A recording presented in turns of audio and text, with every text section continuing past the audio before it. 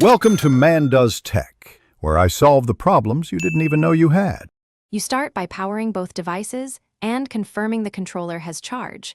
Low power causes pairing failures. Once done, plug the USB cable into the controller if using wired setup, or enable console/PC Bluetooth from settings for wireless. Make sure the controller is turned off before initiating pairing so you can use the proper button sequence. This avoids mode confusion. You're setting a clean state so the system can detect the device immediately and avoid repeated retries. You now perform the actual connection. For wireless, press and hold the controller pairing button until the LED blinks, then select it on your console or PC. If drivers are required, allow the system to install them. Drivers translate inputs so games respond correctly. For wired connections, plug in and verify the device appears in Device Manager or controller settings.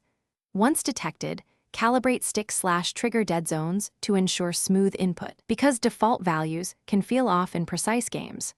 You finish by testing every input in a calibration tool or game. Make sure sticks recenter and triggers report full range. Update the controller firmware if anything behaves oddly, because firmware fixes compatibility and responsiveness. Once done, save any custom layouts. If things go wrong, reboot both devices, forget the controller from the Bluetooth list, and repeat the pairing steps. This clears stale pairings.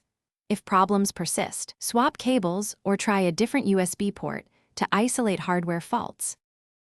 Thanks for watching. If you found this helpful, don't forget to like and subscribe.